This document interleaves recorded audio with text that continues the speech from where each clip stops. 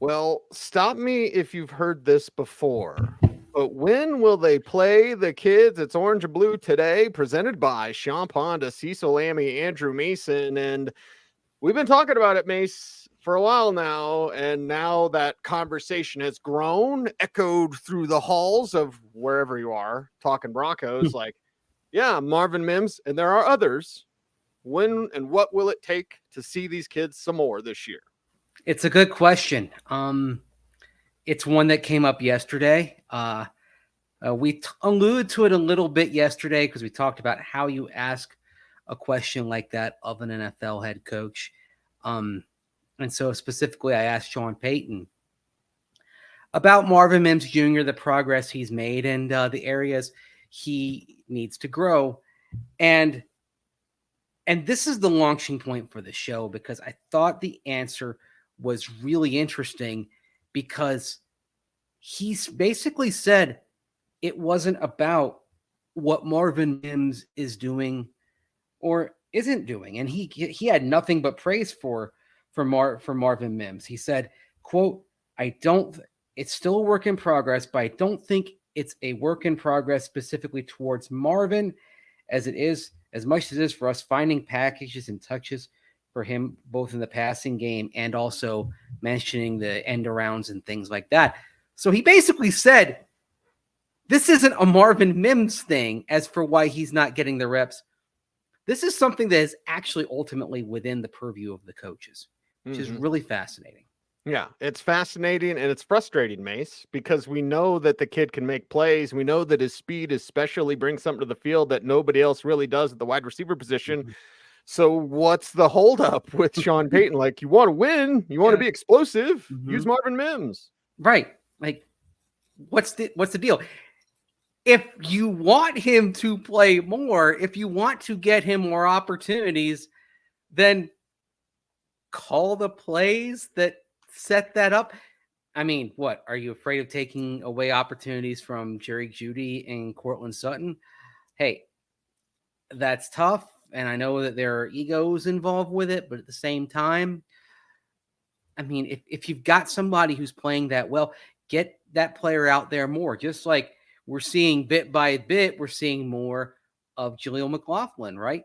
But still not enough. His snap count for the season is 79 through 6 games. Marvin Mims Jr.'s snap count is 97. Marvin Mims Jr., by the way, ranks 5th among Broncos wide receivers. They've played 6 wide receivers this year. Only Philip Dorsett, who only played that first game in relief of the injured Jerry Jeudy with a hamstring issue, only Philip Dorsett's played fewer snaps. So Lil Jordan Humphrey has played more snaps than Marvin Mims Jr.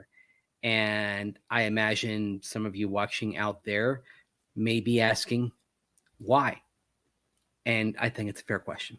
Well, I think it's a fair question, and let's parse through the answer. We always assume Sean Payton is telling us the truth, but I mean, and again, I do believe him. I believe it was one of those answers where maybe he told us a little bit too much.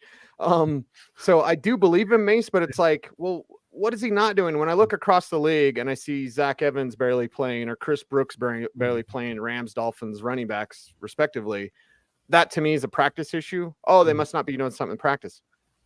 Well, apparently that's not the case with Marvin, or is it? Because they only run him on 2 routes, basically, like a go route and a screen.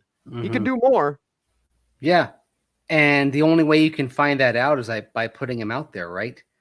And this is the thing. With any young player, you're going to live with mistakes as they adjust to this level. But what sort of mistakes are you living with other players? Like, what are you living with Jerry Jeudy, right? Certainly right now the production isn't there for Jerry Jeudy. I don't like to make the effort and heart debate, but you can see watching Jerry Jeudy when the play's not coming in his direction that he does not appear to be as perhaps engaged as he could be. Right. And I think I'm not the only person who's pointed that out. So at some point, I think you have to reward somebody who is diligent, is productive. I mean, that's the thing. It's not like it's just, oh, he's making these spectacular plays and he's not putting the effort in. He's putting a heck of a lot of effort in when he's out there. I mean, yeah, you're not happy with the, muff punt, muff kickoff. Okay. There's going to come a point, hopefully, if Marvin Mims Jr. develops where he's not handling punts and kickoffs anymore because he's got such an extensive use on offense. Right. I mean, is that something you're afraid of? That, if we use him too much on offense, then you can't use him on special teams? Okay, that's a good problem to have, and you have other guys that can handle it. You got Tremon Smith sitting there who is, if you put him on kickoff returns, he's good, right? He's not chopped liver. He can do it. He's done the role really well when he's been asked to in his NFL career. You've got other options on teams if Marvin Mims Jr. has a greater offensive role. Yeah. Yeah. Chopped liver, not used enough in the lexicon. Well, I like certain terms. Chopped liver. You ever had chopped liver? Yeah, it's not great. Yeah. You ever had liver mush? No. That doesn't even sound good. Liver mush is a peculiar delicacy endemic to the Piedmont region of North Carolina. You can find liver mush at some, down home type places in the Charlotte area. So I gave it a shot. Not good. Very similar to something they have in Pennsylvania called scrapple. Not good. Not good. I believe in experiencing places through their local cuisine. It's one of the quirks of how each place is different. American culture has become homogenized in many ways. It's good to see things that are actually different and give each place some flavor. So I always say I experience a culture, or I experience a place in part through its food, right? Mm-hmm. It's part of how I travel. But there are some things that I don't want to have again. And there are some things I won't have. Like there is for many years, a delicacy in southern Indiana, specifically around Evansville. Fried brain sandwiches. As in cow brains for a long time. I think they use another animal now post mad cow disease, but I am not going to eat a fried brain sandwich. I'm just not doing it. Sorry to all those out there in southern Indiana watching this who may be like, oh, Mace, you don't know what you're missing. I'm content to live my life right and have it be a full life and let that pass me by. I don't need that. But plenty other things. I mean, hey, I've had rattlesnake. I've had gator tail. I've had turtle. Okay. Mm-hmm. I mean, I didn't get this thing without trying a lot of different cuisines over the years. I can't remember who I was telling the other day, but I was like, Mace should do like food critic stuff in addition to everything else that you do. Clone yourself, Mace. That's right. What did we say before the show? Like, there's so much to do, so little time. Yeah. Mm-hmm. I need clone. That's the answer. That's interesting because if there were two of me just hanging around, to use a Weird Al Yankovic, I think I'm a clone now. There's always two of me just hanging around. Right. Hey, I mean, that might make some people happy, I guess. I don't know. I unless it's better for me just to be a one and only, right? One and done.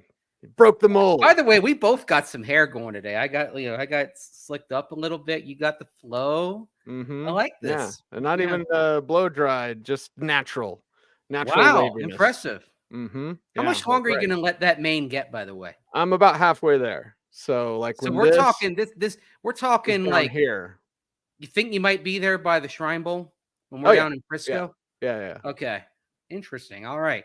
Something to look forward to for our Frisco and Mobile swing in January. Right. We'll be back on the road watching for that talent. Do we know, by the way, in Frisco, are we actually going to be at the Star watching those practices? Is that the plan? I think so. That stuff should probably open up here in about a month or so. Yeah, I got the credential process has to get underway. We got to get these plans work itself through, right? We got to make travel plans and then figure out where we're going to eat and figure out what we're going to watch for the Denver Broncos. If you know what's good at Frisco, Texas, please send me a shout out here. Yes, please let us know. Yeah, via socials at Mace Denver, at Cecil Lammy, and that's the thing. Like draft prepped, we're thinking about it because it's got to start early.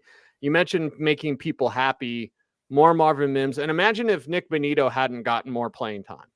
With everything that we've seen Nick Bonito do, and then we'd see it in a game. Imagine if if they still had Randy Gregory and Frank Clark, because Right. that's almost the situation. Maybe not with Court, but still, you have Cortland Sutton, Jerry Jeudy. Yeah, you had Randy Gregory, Frank Clark, and Nick Bonito was just better than both those guys. I mean, in the case of Cortland Sutton, he's still making plays Mm-hmm. out there, right? That's an amazing catch that he had last Thursday night in the fourth quarter. The bright spot and an otherwise pretty grim performance for the offense.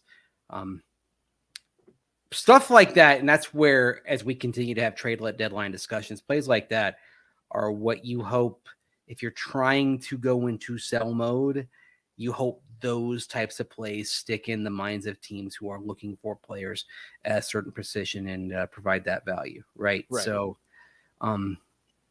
yeah, so you tip the cap to Cortland for that type of play, but boy, I mean, it's okay to trust the kids. I mean, because here's the thing: young players will make mistakes, but they will get better, right? And actually, it's funny. I was thinking about this, and I had a conversation this morning.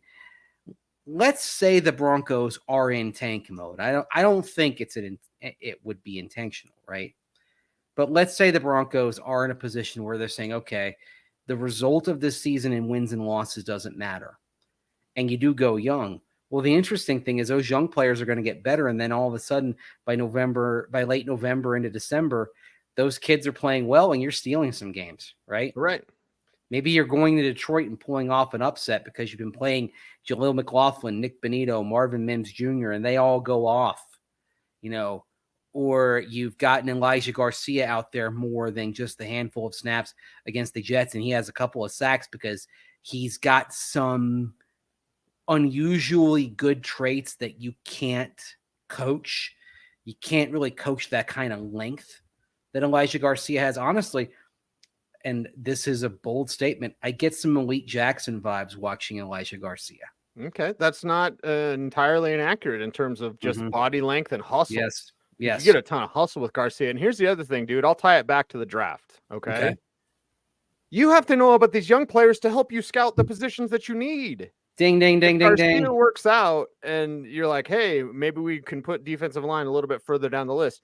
If Riley Moss works out, then you're not thinking about corners with a premium pick. If JL Skinner can play some more and you get some experience and you go, okay, we're kind of good at safety when you move on from Justin Simmons or whatever. So you're just kind of delaying the inevitable. Right. Don't you want to know what you have on your roster so you have the most informed process possible? I agree with every word that you said. So you find that out. It's just something that's not typically endemic to football. It's very common in baseball, okay? And, I mean, you see the Red Sox Rockies 2007 World Series pennant behind me. People know what a baseball enthusiast I am. There's a long history of those late season call-ups, and part of it is you're learning what you have. I mean, the Rockies basically did that down the stretch this year. They had their worst season in terms of losses in franchise history, but they learned a heck of a lot about the players they have.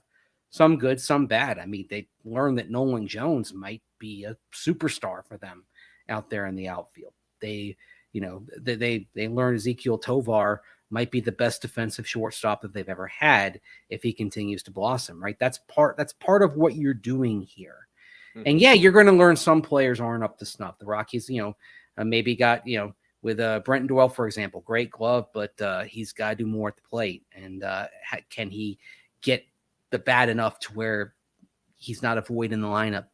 Because even as wondrous as he is in the outfield, if he's going to go up there and he's going to be around the Mendoza line, it's not sustainable. But this is part of what you learn. So you would learn some things about players that, okay, it's not good, but then right?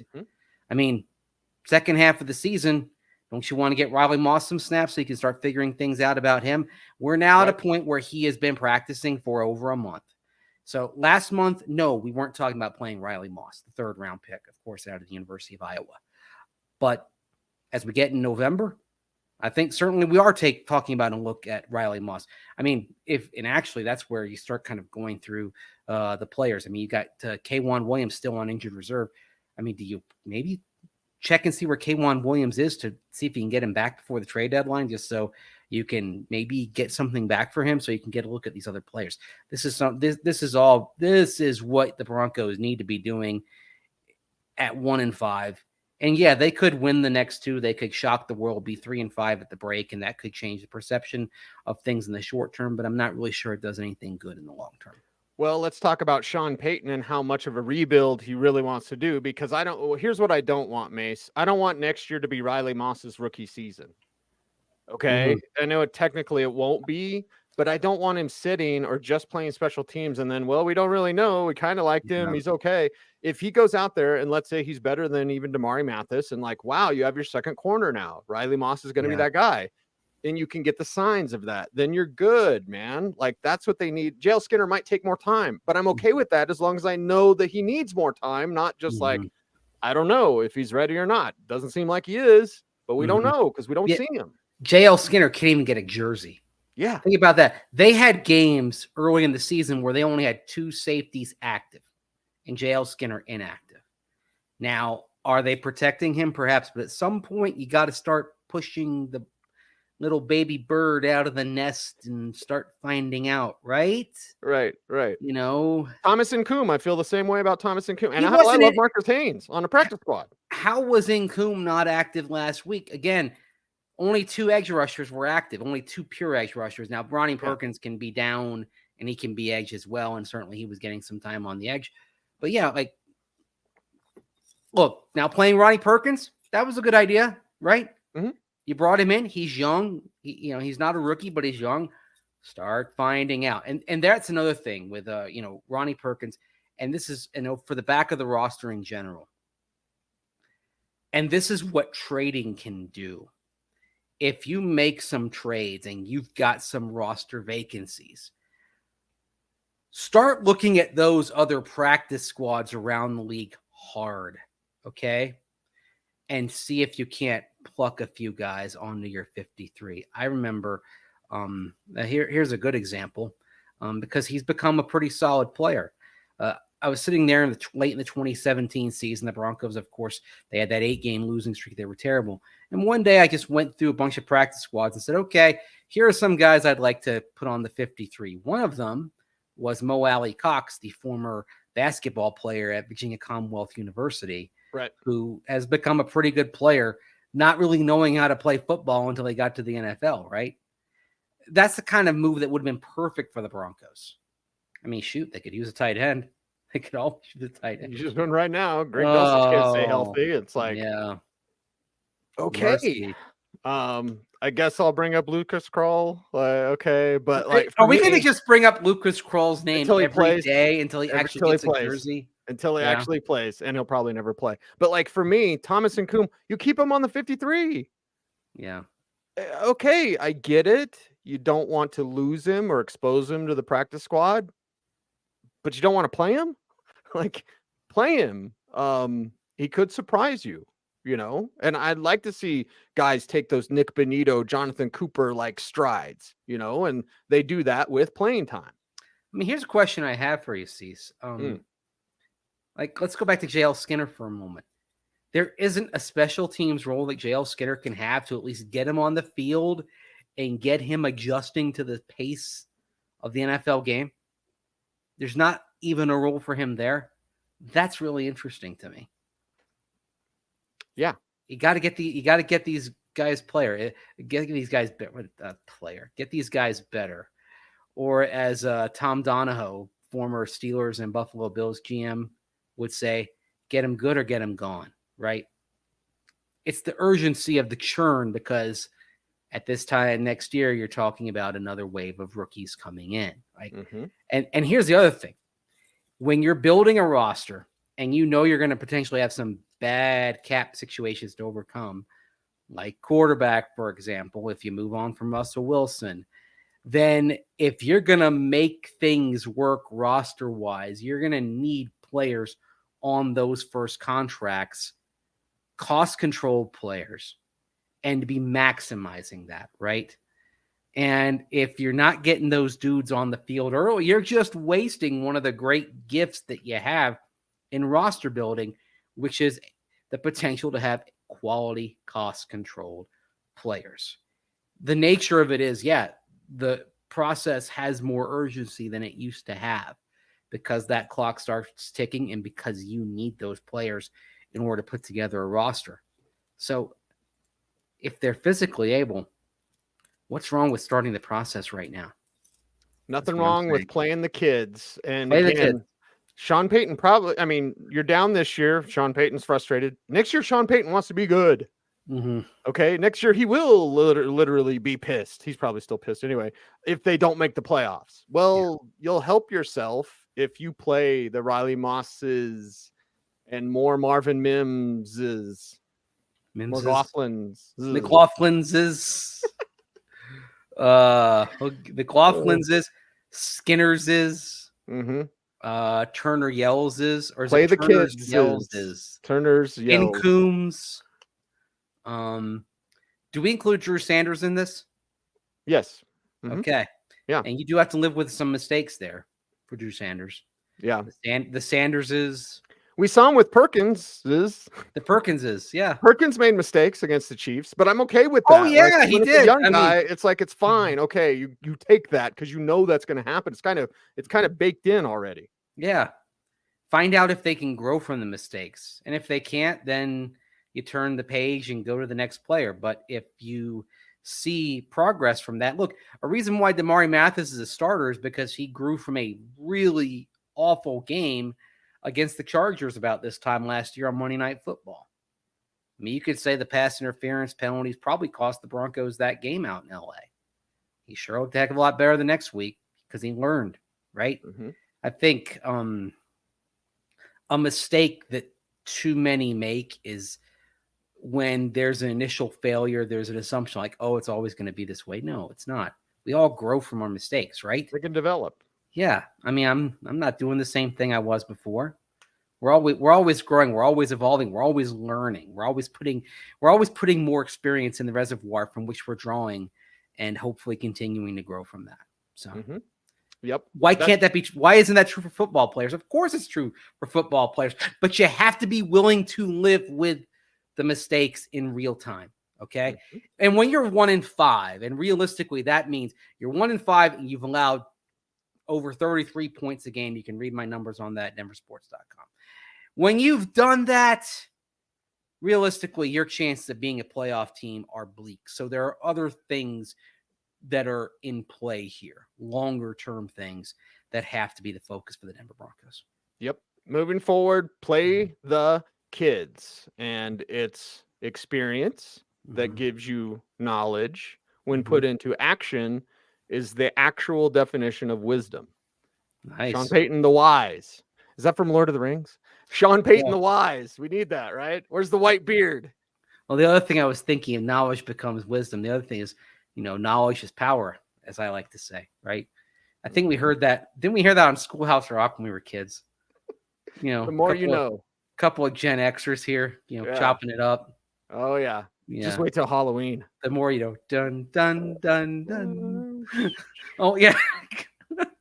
Got to have the star going in. Oh, gosh. I loved how Conan O'Brien used to play off of that on back on his NBC show. Right.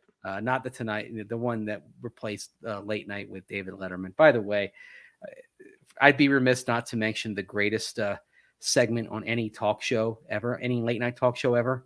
And that was when the late Norm Macdonald was on with Conan O'Brien. It was a segment with Courtney Thorne-Smith, and she was talking about the movie that she did with Carrot Top called Chairman of the Board. And Norm he can't hold back. Like she says at one point, it was like 9.5 weeks, but with Carrot Top. And he says, so was it 9.5 seconds? And it just goes on from there. Oh, it's find it on YouTube. I'm going to YouTube that right now. It's right amazing. Now. It is the greatest late night talk show segment ever, in my opinion, bar none. Okay. Yes. I will check it out. If you've seen it, you know what I'm talking about. Andrew Mason approved at Mace Denver on all your socials. I am at Cecil Lammy. We thank you all for watching Orange or Blue today, presented by Champ Honda. OBT is a BFD, and we appreciate you. He's Mace. I'm Cease. Everyone out there, thanks for watching. Stay tuned and stay frosty.